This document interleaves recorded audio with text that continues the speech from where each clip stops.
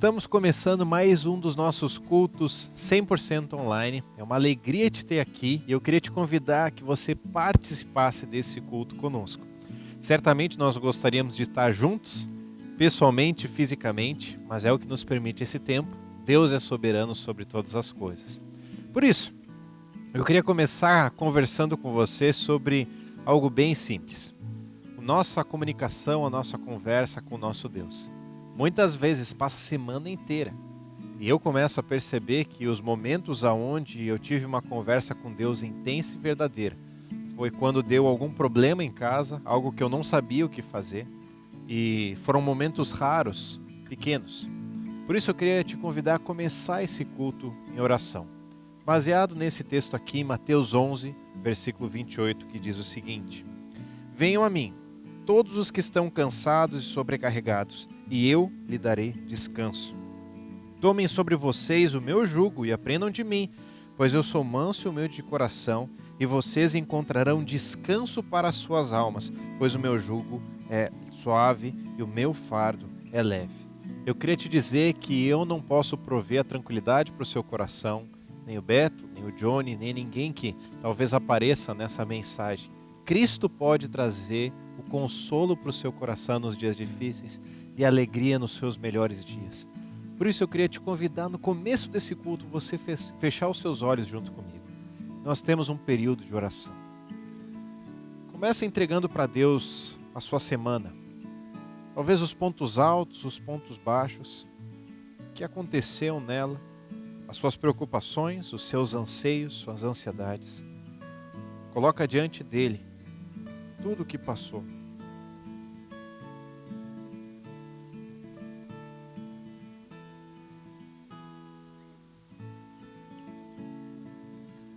Segue na tua oração então, colocando diante de Deus talvez as pessoas que estão ao seu redor. Quantas vezes a gente esquece de orar por quem está ao nosso redor, pelas outras necessidades. Ora pelo nosso país, pelas decisões que precisam ser tomadas pela liderança dele. E o quanto nos preocupamos tantas vezes, apesar de sabermos que Deus é quem está acima do controle de tudo. Coloca os seus vizinhos em oração, pessoas que talvez não conheçam ainda a palavra de Deus, mas que estão tão próximas de você, a sua família, pessoas que estão ao seu redor no trabalho, cada uma delas que possam ser consoladas por Deus, possam sentir o cuidado dele nas suas vidas.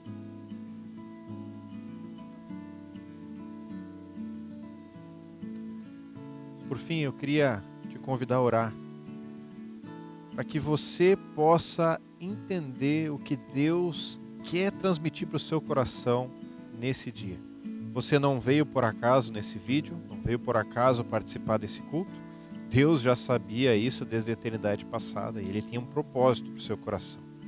Por isso, deixa o teu coração aberto e coloca diante de Deus dizendo isso: Deus, eu quero escutar a tua voz.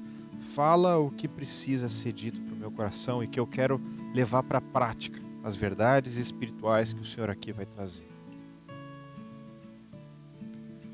Senhor Deus, nós cremos que durante a semana inteira a gente se alimenta com preocupação, com ansiedade, porque são várias coisas que a gente tenta controlar. E muito do que a gente vê nesses deuses falsos é que eles prometem grandes coisas, mas não cumprem. E os nossos desejos e ansiedades, eles só mostram o nosso coração idólatra, porque a gente quer estar no controle. A gente quer dizer, eu sei o que é melhor. Nós não sabemos. Por isso nos ajuda nesse momento a entregar a Cristo todas as nossas preocupações, ansiedades, os nossos dilemas. Que Cristo possa tomar conta, porque o fardo dele é leve. Talvez o nosso fardo, que nós nos alimentemos, seja pesado, mas o fardo em Cristo é leve. Traz essa leveza para esse momento, para o coração de cada um, que nós possamos escutar a tua voz e levar à prática o que o Senhor tem nos ensinado através desse e de tantos cultos. Em nome de Jesus que eu oro, Pai. Amém. Uma alegria poder orar junto com você. Eu queria te dizer que nós vamos seguir hoje então a nossa série sobre deuses falsos, entrando mais especificamente em deuses muito bem caracterizados na nossa sociedade. Por isso, acompanhe agora alguns avisos, nosso louvor e depois nossa mensagem. Hoje nós iniciamos mais um módulo da Escola Bíblica às 9 horas da manhã com o tema baseado no Evangelho de João, transmitido pelo Daniel Lima. Por isso, eu queria te convidar mais uma vez, você fazer esse esforço de acordar um pouquinho mais cedo e às 9 horas da manhã você se conectar no Zoom. Nunca foi tão fácil de você participar de uma escola bíblica e aprender mais sobre Deus da sua cama, da sua casa, de onde você quiser. Participe conosco. Nós também seguimos com os nossos grupos pequenos, todos se encontrando pela plataforma Zoom. Então, se você não participa de um dos nossos grupos e você quer se conectar, por favor, entre em contato conosco através das nossas redes sociais. Vai ser uma alegria para a gente te ter conosco e certamente nesse momento de isolamento, de dificuldades, é um bálsamo para o seu coração e para o meu vermos outras pessoas e podemos conversar com elas também. Por isso, da mesma maneira que nós temos os grupos, aqui na equipe ministerial, pastoral, nós também seguimos com os nossos atendimentos. Se você precisa conversar conosco, você pode marcar um encontro, seja na igreja, com todas as medidas de precaução possíveis, mas também nós podemos nos comunicar pelo WhatsApp, pelo Zoom ou qualquer plataforma que está à nossa disposição. Com certeza queremos te ajudar neste período difícil, principalmente na área espiritual do seu coração. E um aviso agora para você do Conde Criança ou dos Preás. Se ligue junto com a sua família às 2 horas da tarde de domingo, ou no Facebook da Conde ou no YouTube, porque você vai ter então a aula, o culto do Conde Criança, dos pré-adolescentes juntos. É um tempo sensacional, meia hora no máximo, onde você vai com certeza conectar tanto com seus professores aqui da igreja, quanto principalmente com a palavra de Deus. Não perca! Um outro aviso que nós possuímos é que nossas demandas aqui na igreja financeiras, elas continuam. Sabemos que todo mundo tem passado por um momento difícil de privação, talvez, do seu salário, da mesma forma que estava tendo, mas nós cremos num Deus soberano que tem sustentado cada uma das nossas casas. Por isso, eu queria te convidar a você seguir sendo fiel ao que Deus tem colocado no seu coração com relação às contribuições financeiras. Você pode ver várias maneiras de poder contribuir com a nossa igreja e certamente seremos abençoados através disso e tantas outras pessoas também. Logo mais nós vamos participar da ceia. A ceia é um memorial da morte de Jesus, do sangue derramado, do corpo lá pregado na cruz em favor de nós. Por causa disso nós temos salvação. Te convido agora a lembrar do dia em que tu aceitou Jesus como teu Salvador, em que tu entendeu sobre a mensagem da salvação. Foi um dia alegre, não foi? Te convido agora a cantar, com alegria, com gratidão no coração, também esse louvor junto com a gente.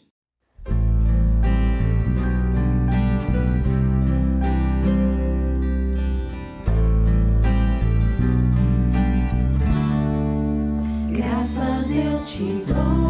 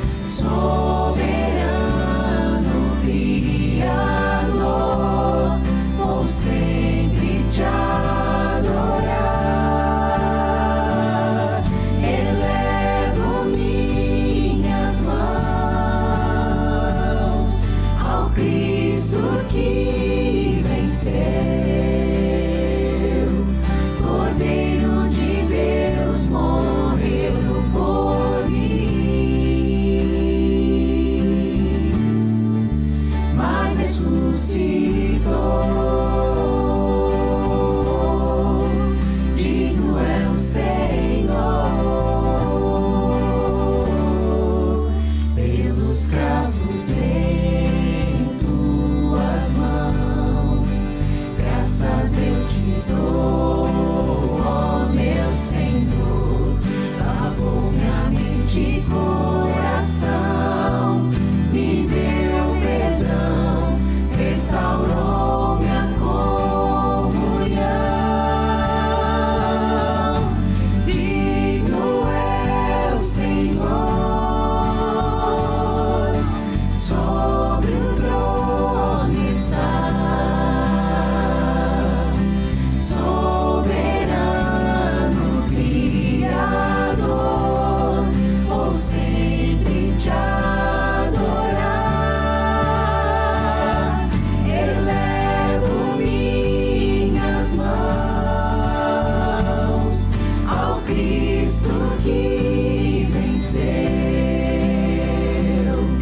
Cordeiro de Deus morreu por mim, mas ressuscitou. Digno é o Senhor,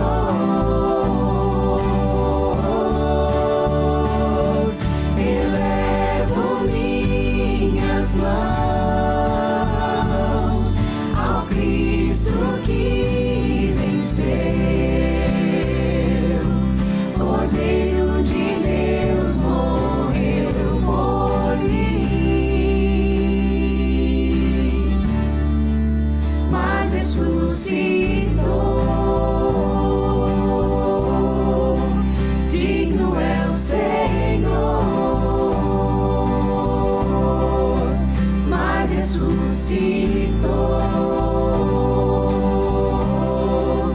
Digno é o Senhor.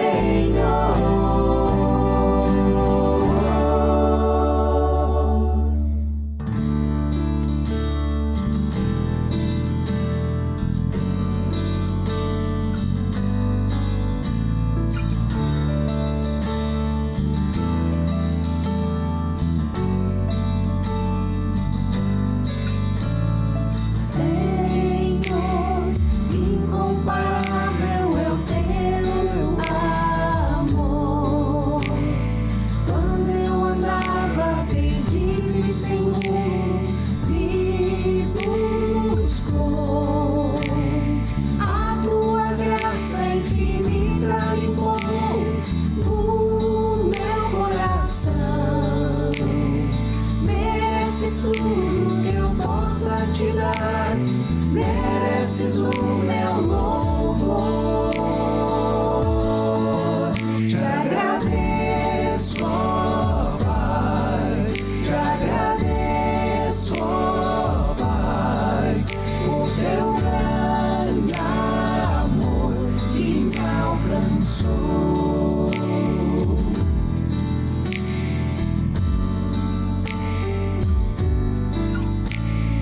Como retribuir tanto amor assim? Deste teu filho tesouro maior pra morrer por mim.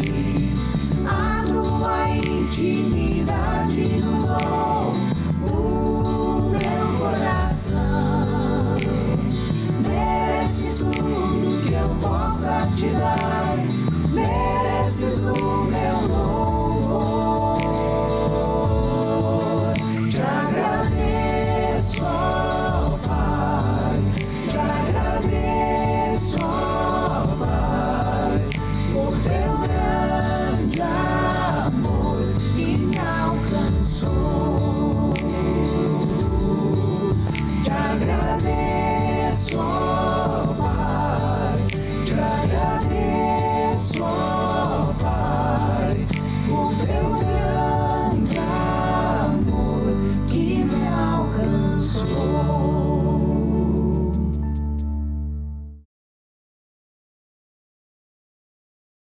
Olá! Nós vamos continuar nossa série que o Samuel na semana passada deu início, sobre os deuses falsos. Hoje nós vamos falar sobre idolatria ao dinheiro. E para isso eu gostaria que você abrisse a sua Bíblia junto comigo em Marcos, no capítulo 10, dos versículos 17 até o 31. Nós vamos nos deter um pouco mais nos versículos de 17 a 22, mas nós vamos ler do 17 ao 31, que é todo o trecho em que Marcos escreve sobre esse assunto aqui. Vamos ler juntos então o texto. Marcos escreve assim: Quando Jesus ia saindo, um homem correu em sua direção e se pôs aos seus pés de joelho, e perguntou: Bom mestre, que farei para herdar a vida eterna? Respondeu-lhe Jesus: Por que você me chama bom? Ninguém é bom a não ser um, que é Deus. Você conhece os mandamentos: não matarás, não adulterarás, não furtarás, não darás falso testemunho, não enganarás ninguém, honra teu pai e tua mãe. E ele declarou: Mestre, tudo isso tenho obedecido desde a minha adolescência. Jesus olhou para ele e o amou. Falta-lhe uma coisa, disse a ele: Vá, venda tudo o que você possui e dê o dinheiro aos pobres, e você terá um tesouro no céu. Depois, venha e siga-me. Diante disso, ele ficou abatido e afastou-se, triste, porque tinha muitas riquezas. Jesus olhou ao redor e disse aos seus discípulos: Como é difícil aos ricos entrar no reino de Deus. Os discípulos ficaram admirados com essas palavras, mas Jesus repetiu: Filhos, como é difícil entrar no reino de Deus. É mais fácil passar um camelo pelo fundo de uma agulha do que um rico entrar no reino de Deus. Os discípulos ficaram perplexos e perguntavam uns aos outros: Nesse caso, quem pode ser salvo? Jesus olhou para eles e respondeu: Para um homem é impossível, mas para Deus não. Todas as coisas são possíveis para Deus. Então Pedro começou a dizer-lhe: Nós deixamos tudo para seguir-te. E Jesus respondeu: Digo-lhes a verdade.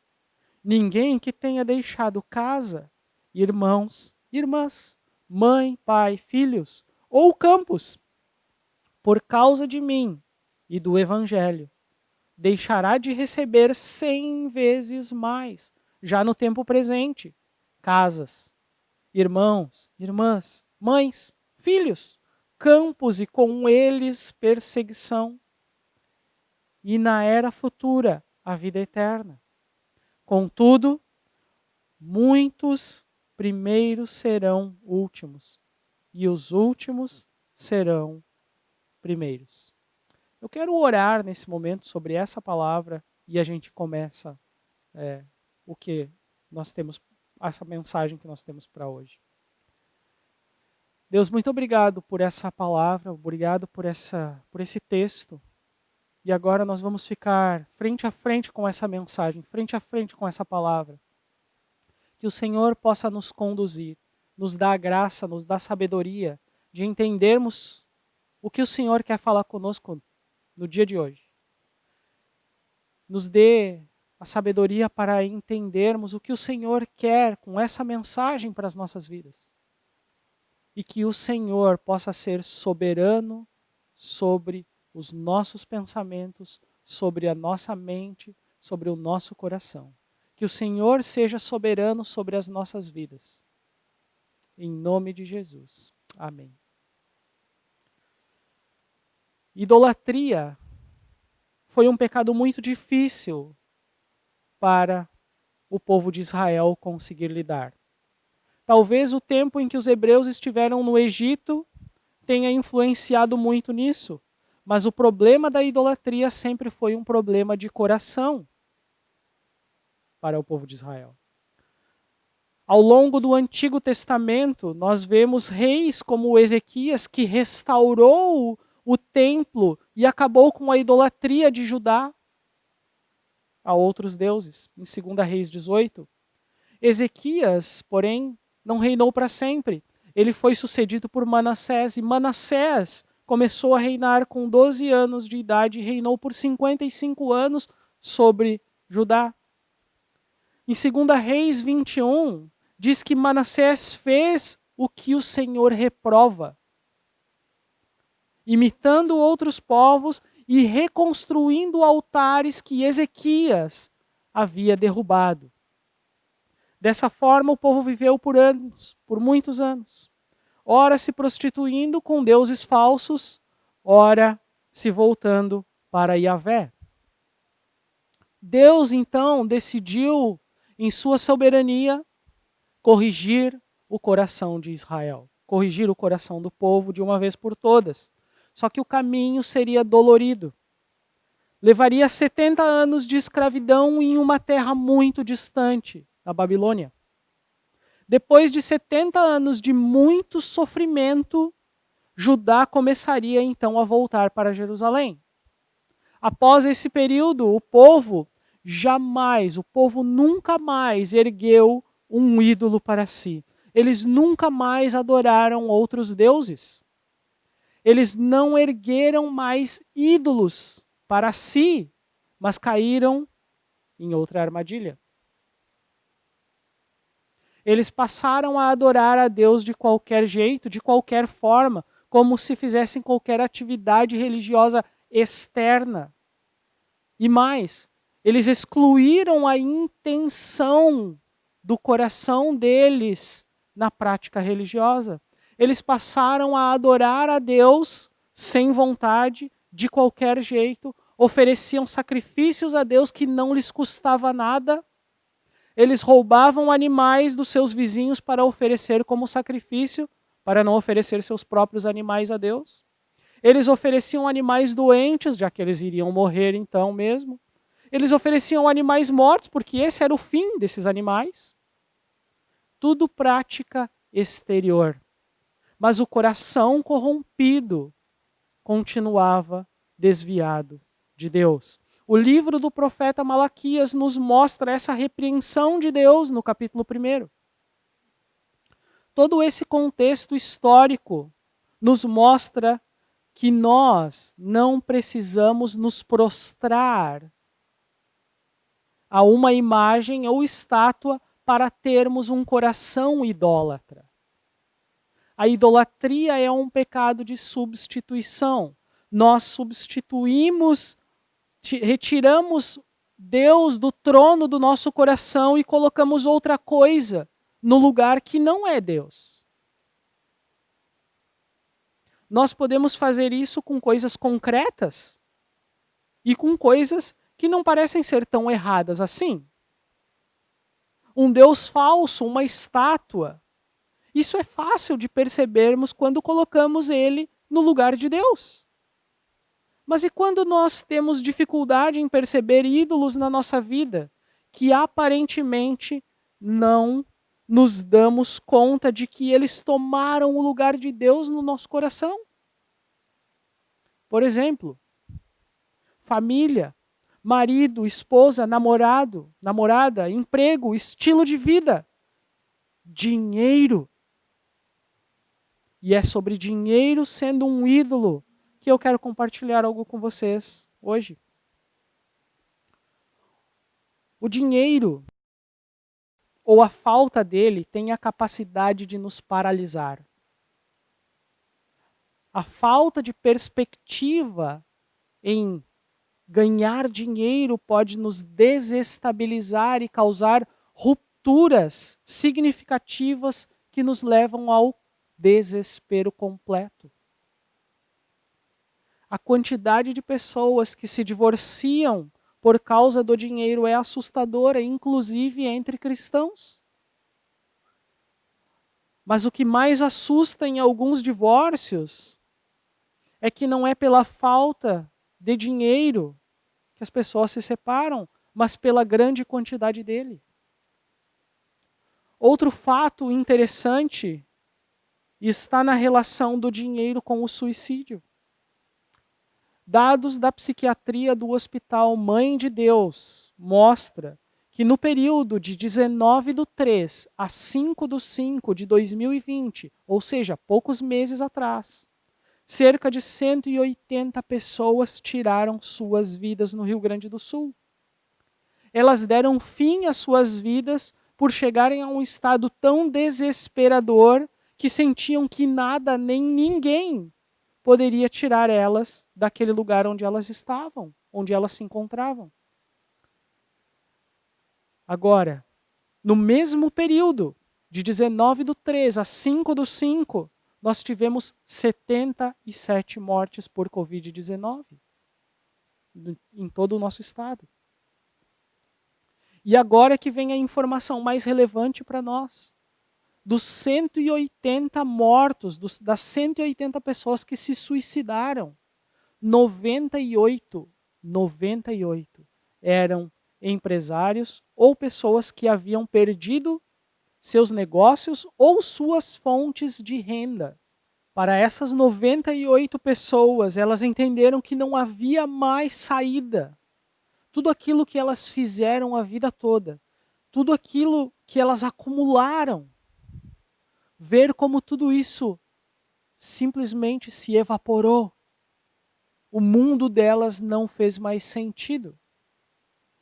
O Evangelho de Marcos, no capítulo 10, versículos 17 a 31, nos apresenta esse rapaz que se aproxima de Jesus, um jovem rico que chega até Jesus, e olhem a forma como ele se aproxima de Jesus.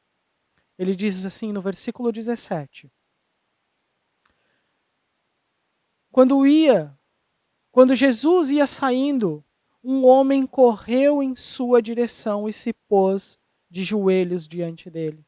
E lhe perguntou: Bom mestre, que farei para herdar a vida eterna?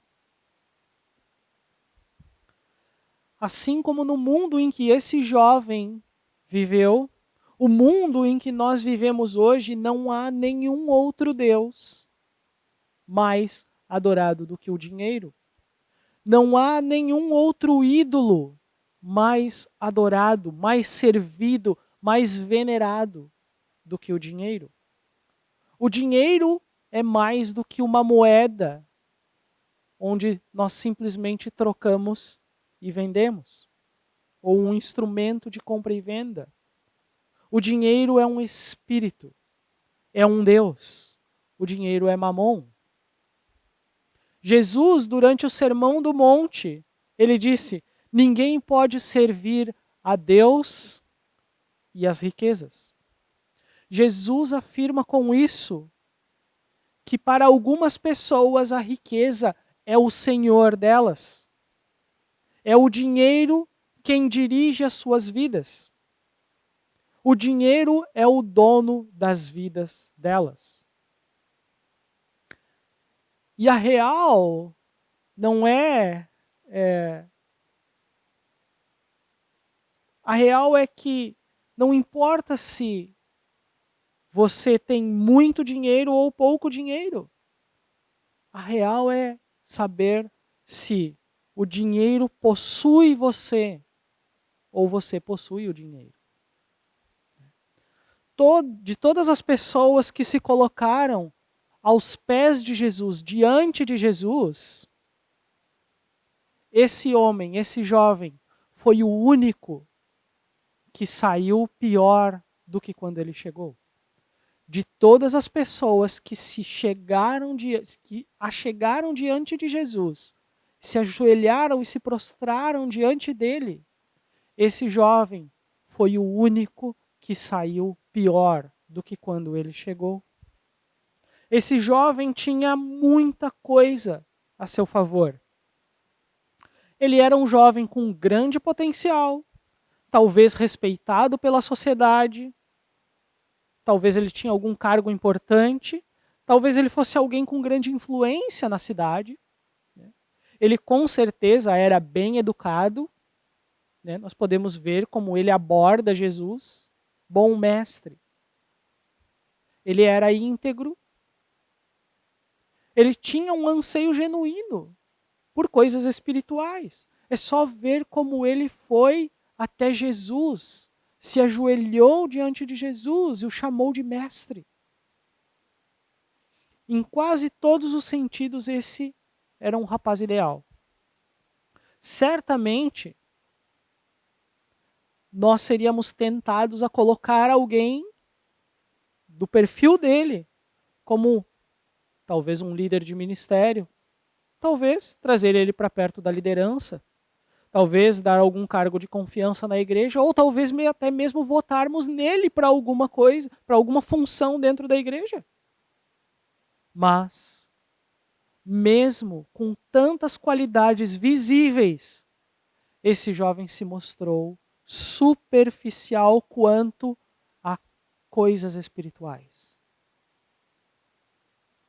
Faltava profundidade a ele no conceito de salvação. Porque ele pensou que ele poderia fazer algo para merecer a vida eterna. A pergunta que ele faz é: que farei para herdar a vida eterna? É interessante notar que por trás de um pensamento de salvação por obras, também está a relativização quanto ao pecado. O pecado é uma rebelião contra Deus. Não é apenas uma atitude, uma ação. O pecado é, na verdade, o que o Samuel nos falou na semana passada, no domingo passado. Um problema de coração. E a idolatria não é um problema de cognição, não é um problema de entendimento. É um problema de coração. E é exatamente por ser uma condição pecaminosa do coração que Jesus chama a atenção desse jovem para a lei de Moisés. Leiam comigo os versículos de 18 até 20. Versículo 18 diz assim: respondeu-lhe Jesus: por que você me chama bom? Ninguém é bom a não ser um, que é Deus. Você conhece os mandamentos: não matarás, não adulterarás, não furtarás, não darás falso testemunho, não enganarás ninguém. Honra teu pai e tua mãe.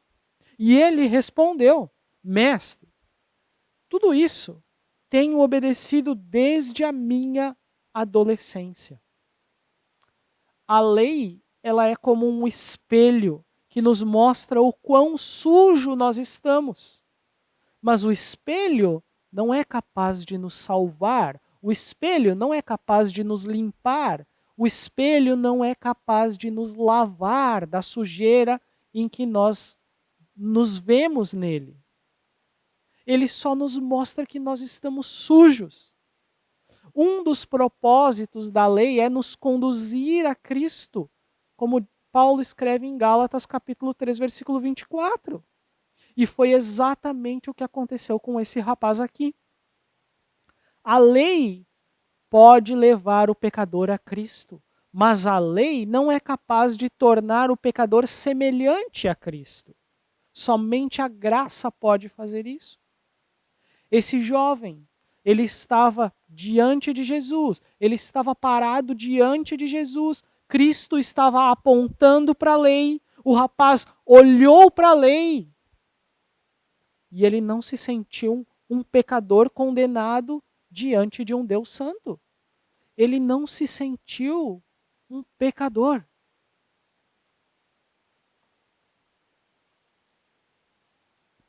Mais uma vez fica evidente a superficialidade do conhecimento da lei de Deus por esse rapaz. Esse jovem media a sua obediência apenas em termos de ações exteriores e não através das atitudes interiores. No que se refere às atitudes exteriores, ele era irrepreensível. Mas em seu coração, Deus não ocupava o trono. Deus não ocupava o trono no coração desse rapaz.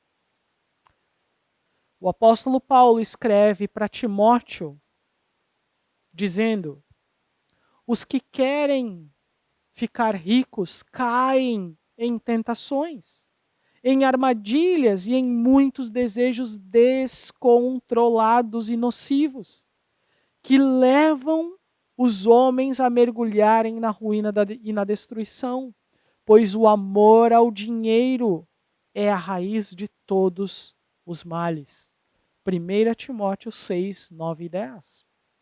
Se esse rapaz aqui congregasse na nossa igreja, nós poderíamos olhar para ele e concluir que ele tinha tudo.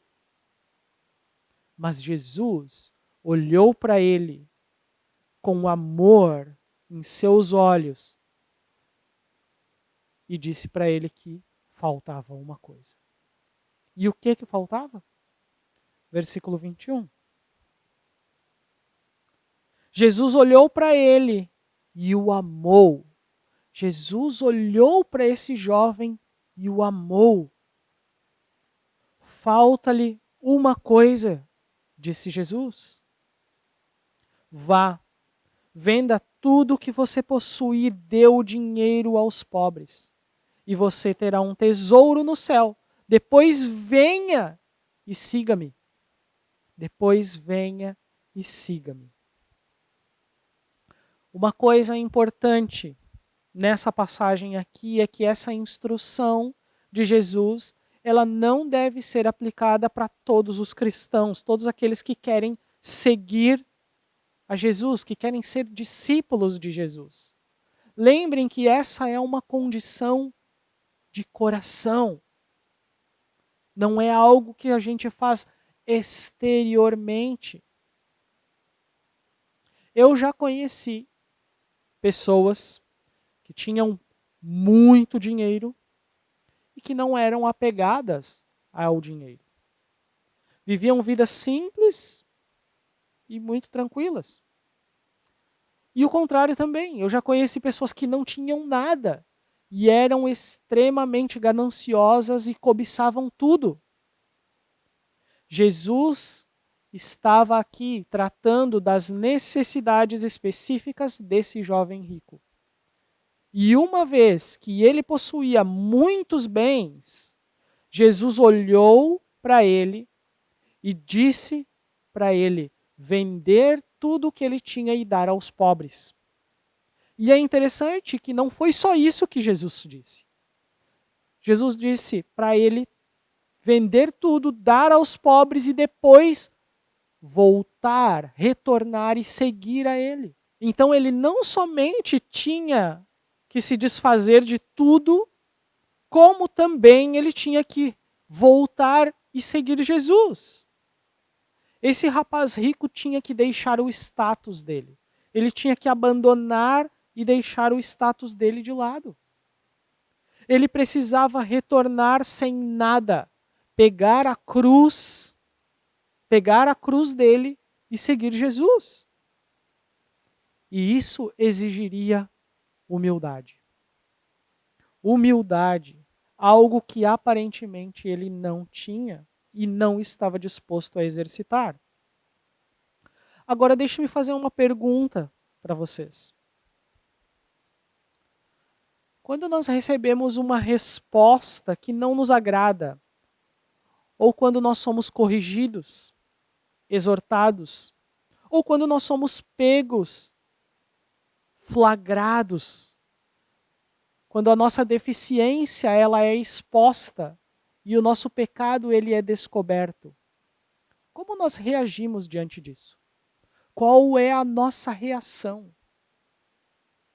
Será que nós temos um coração corrigível? Uma característica marcante em um verdadeiro servo de Deus é o coração disposto à correção. Não é fácil. É, na verdade, extremamente difícil mas essa é uma postura que agrada a Deus. Será que esse rapaz aceitou corrigir o seu coração? Aceitou que Jesus corrigisse o rumo do seu coração?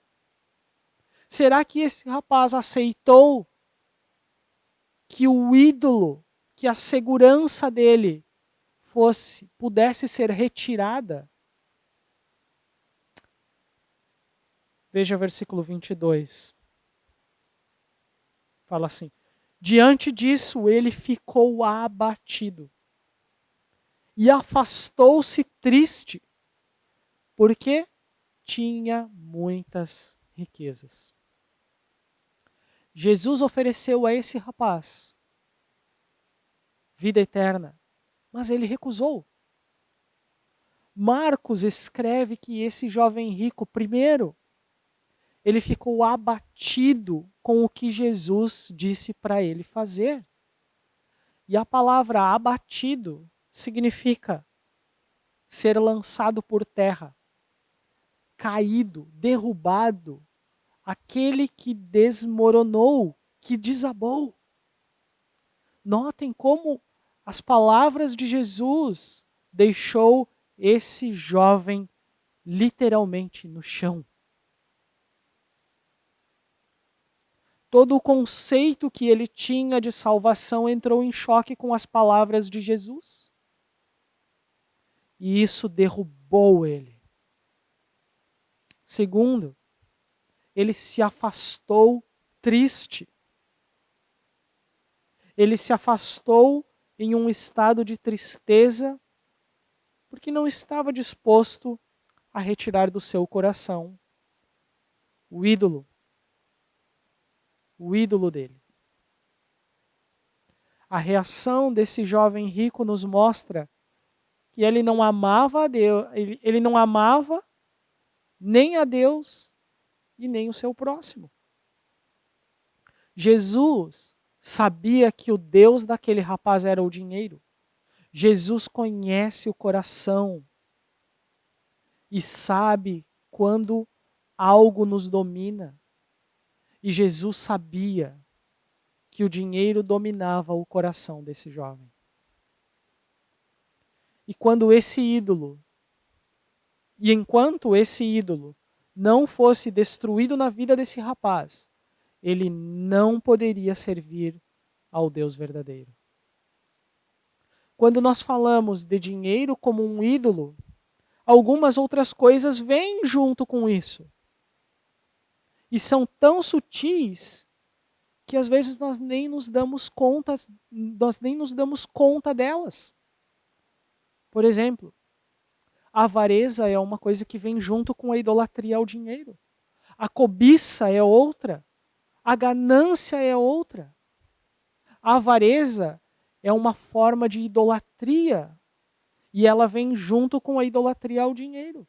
A avareza é o apego excessivo ao dinheiro, é a falta de generosidade, é a mesquinharia. Cobiça é algo que vem junto nesse pacote. Jesus nos adverte a evitar qualquer tipo de cobiça em Lucas capítulo 12. Cobiça, o conceito de cobiça é o seguinte: é um desejo ardente de possuir ou conseguir uma coisa, podendo ser dinheiro, bens, honra, pessoas, status. Ganância é outro ponto sensível. Ganância é uma vontade descontrolada de possuir tudo o que se admira para si. Para si. Isso é ganância, esse é o conceito de ganância. Agora, vocês lembram qual é o nosso versículo tema do ano? Nosso versículo tema do ano é: amarás o Senhor teu Deus de todo o coração e o teu próximo como a ti mesmo. Amar o Senhor Deus de todo o coração e amar o próximo.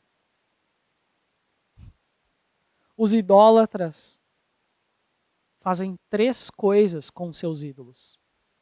Primeiro, eles amam o dinheiro. Segundo, eles confiam no dinheiro. E terceiro, eles servem ao dinheiro. Agora, quando nós ouvimos algo assim, as perguntas que nós queremos fazer ou argumentar contra algo nesse sentido é: mas só um pouquinho, parei, John. Todo mundo precisa trabalhar. Todo mundo precisa trabalhar. Você não quer que ninguém trabalhe, então? Não é disso que eu estou falando. Paulo, por exemplo, escreve aos Tessalonicenses que aquele que não quer trabalhar, que também não coma. Não é disso que nós estamos falando. Talvez uma dúvida que fique nos seus pensamentos agora é: será que eu sou assim? Será que eu sou como esse rapaz? Será que eu sou como esse jovem? Será que algumas dessas coisas, alguma parte dessa idolatria ao dinheiro, será que isso se refere a mim? Será que eu sou assim? Será que eu tenho o dinheiro como um ídolo dentro do meu coração? Alguns exemplos práticos eu gostaria de compartilhar com vocês para medir isso e exercitar de forma a deixar Deus no trono do nosso coração. Primeiro, agir com integridade. Agir com integridade. Segundo, agir com honestidade. Por muito tempo na minha vida eu trabalhei com administração financeira, em setores financeiros ou no sistema financeiro. E eu carrego um lema dentro de mim, que é mais barato ser honesto. Porque é caro, é muito caro ser desonesto. Uma hora ou outra você paga por isso. Então, agir com honestidade. Ser generoso é outro ponto. É outra dica. Contribuir regularmente. Dízimo não é para Deus. Deus é rico, Deus tem tudo. Ele tem tudo. O dízimo trabalha no nosso coração, tornando o nosso coração desapegado e dependente de Deus, não do nosso dinheiro.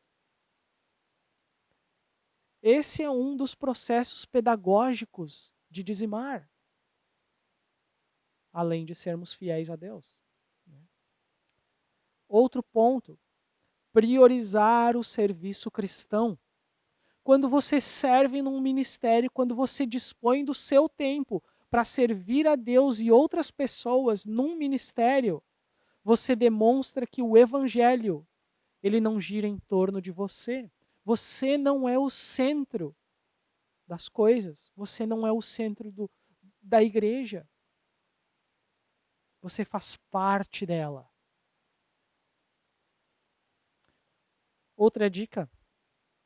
Leve em conta suas atividades religiosas e sua vida devocional na tomada de decisões. Leve em conta isso. E eu quero dar alguns exemplos disso. Quando surgir uma oportunidade de você avançar na sua carreira, leve em conta.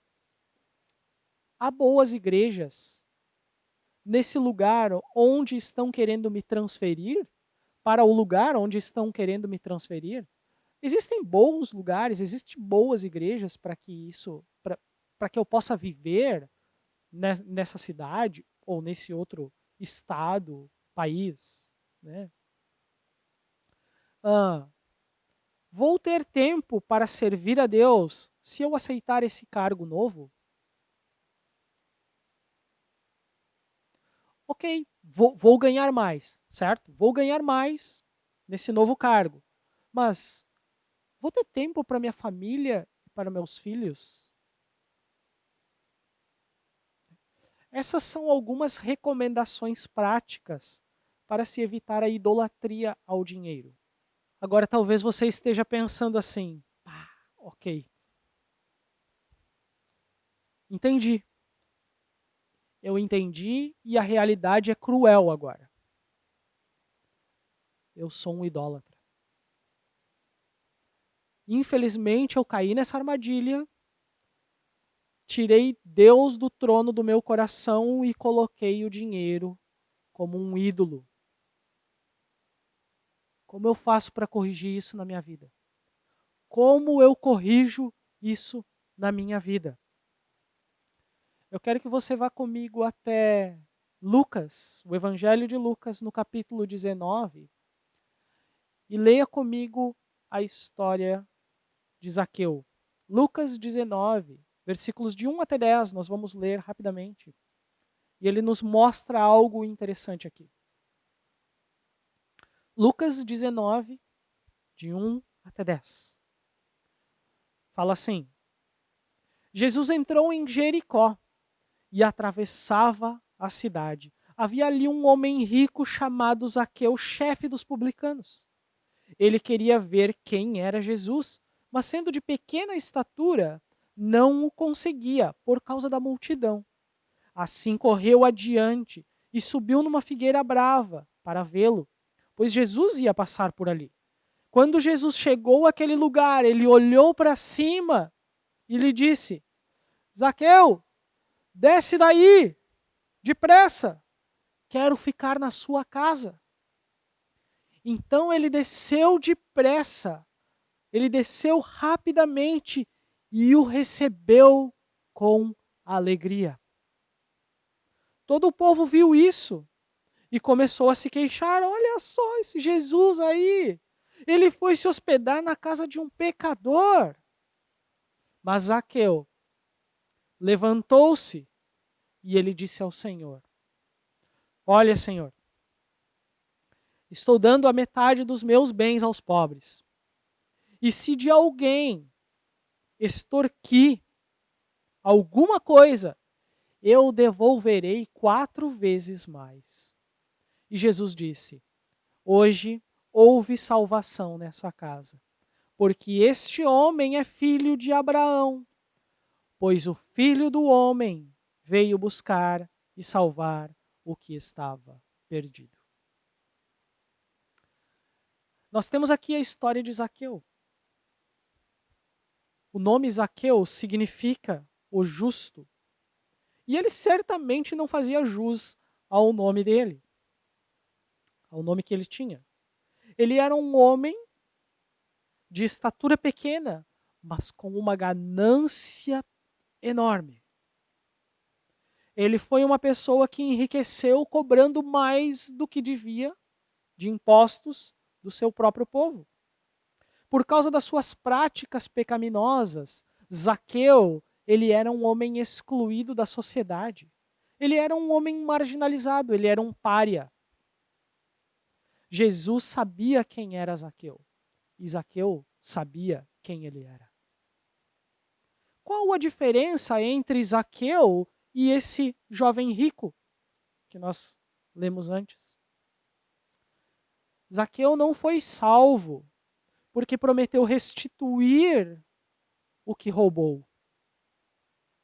Zaqueu foi salvo porque ele respondeu ao convite de Jesus com alegria, se entregando completamente a ele. A restituição de Zaqueu foi consequência de um coração transformado, foi consequência de uma transformação interior. Nossa pergunta final foi: como eu faço para corrigir isso na minha vida? Tudo começa no coração e tudo termina no coração. Admitindo um problema. Clame a Deus. Diga para Ele: eu estou perdido. Permitir que um ídolo, permitir que outra coisa ocupasse o teu lugar, Senhor, no meu coração. E isso precisa ser corrigido. Faça isso. Faça isso sabendo que o Filho do Homem veio para buscar e salvar o que estava perdido. Faça isso. Se coloque diante de Deus. Exponha o seu coração a Deus e destrone o ídolo que havia no seu coração. Coloque Deus no lugar onde ele deve estar, no trono do seu coração. Que Deus te abençoe e eu quero orar com você.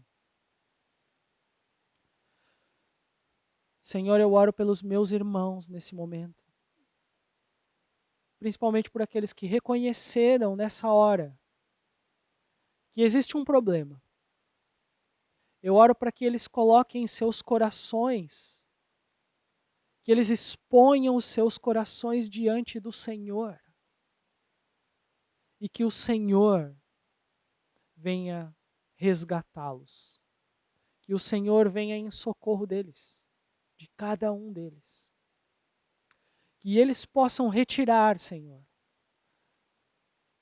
do trono dos seus corações aqueles ídolos e colocar toda a confiança deles no Senhor, sabendo que eles não servem ao dinheiro, mas que o dinheiro serve a eles.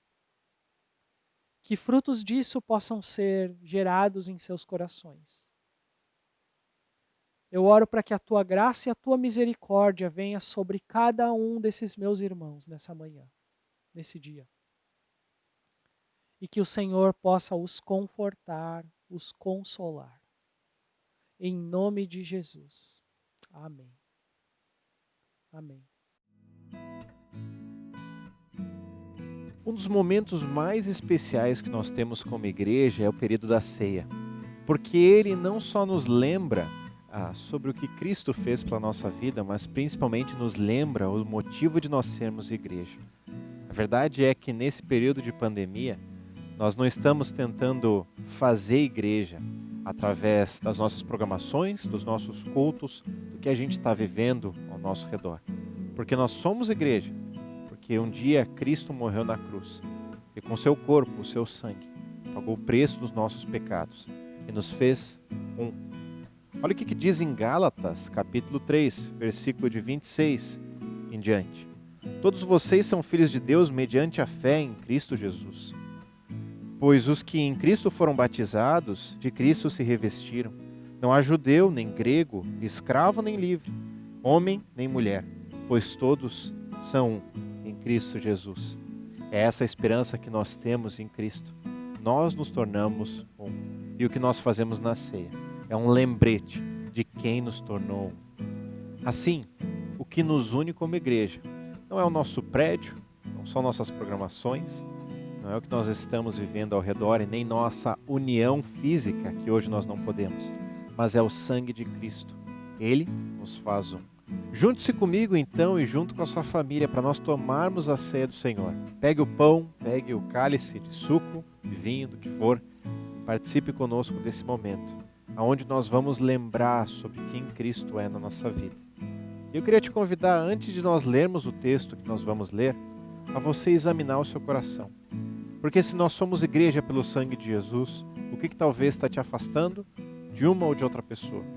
Talvez é uma mágoa, talvez é um pecado escondido, talvez é alguma coisa que está te travando no relacionamento com Deus. Por favor, antes de você tomar a ceia, se derrama diante de Deus, pede perdão por essas dificuldades na sua vida e participe então conosco desse momento tão especial como igreja. Eu queria te convidar a você abrir junto comigo 1 Coríntios capítulo 11, a partir do versículo 23.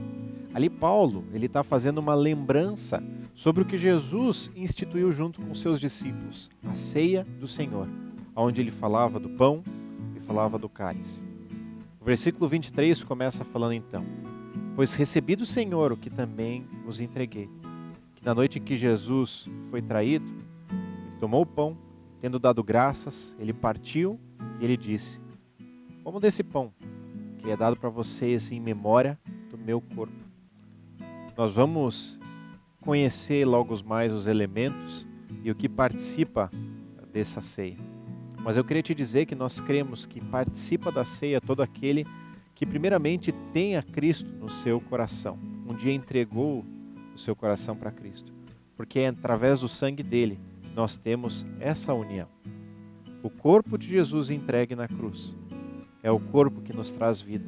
Pelas suas pisaduras, pelo seu sofrimento nós fomos curados. Eu queria te convidar a lembrar sobre o corpo de Jesus entregue por nós. Esse corpo que nos faz igreja. Eu queria te convidar junto comigo a comer desse pão.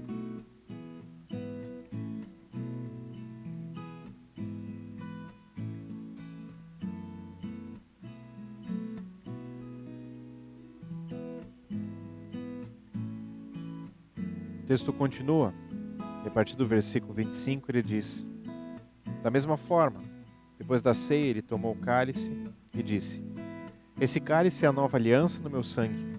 Façam isso sempre que o beberem em memória de mim. Jesus então fala do cálice simbolizando o sangue dele, entregue na cruz.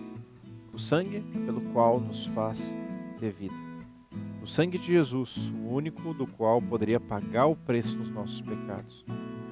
Quando nós nos relacionamos com Deus, a gente tem livre acesso por conta do sangue de Jesus.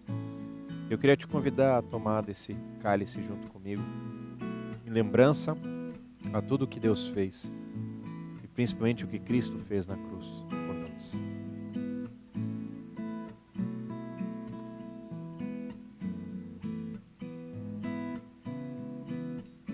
Versículo 26 então diz assim: porque sempre que comerem deste pão e beberem desse cálice, vocês anunciam a morte do Senhor, até que Ele venha. A verdade é que hoje a gente está vivendo um isolamento. Hoje nós não podemos estar próximos uns dos outros. Mas chegará o dia em que não vão haver máscaras mais, porque o Cordeiro Santo vai estar na nossa frente. E por toda a eternidade a gente vai cear com o próprio Cristo. É com Ele que a gente vai poder estar. E é com Ele que a gente vai poder engrandecê-lo. A grandeza de quem nos deu vida, de quem nos fez um. Em Cristo não tem mais grego, não tem mais judeu, mais escravo, mais livre. Nós somos um por causa desse Jesus. E eu queria te lembrar nesse tempo, a você colocar em oração a sua vida diante dele, para que nós possamos agradecer a Ele por tudo que tem feito em nossa vida. Obrigado, Deus, pela Tua graça, o Teu amor, porque o Senhor nos trouxe vida, porque pela morte de Cristo, o Seu corpo entregue na cruz, permitiu com que o nosso corpo não sofresse. Tantas vezes nós não valorizamos o preço pago, alto preço pago. Da mesma maneira, o sangue de Jesus, que não tornando mais necessário outros sacrifícios, de uma vez por todas pagou o preço dos nossos pecados. Nós não precisamos mais sacrificar um cordeirinho, porque o Cordeiro Santo morreu na cruz por cada um de nós. Nós te louvamos, queremos te engrandecer nesse período. E que a ceia seja uma lembrança de que nós somos igreja, estando próximo um dos outros ou não, porque o sangue de Jesus um dia nos permitiu ser assim. Te louvo muito por isso. Em nome de Jesus que eu oro. Amém.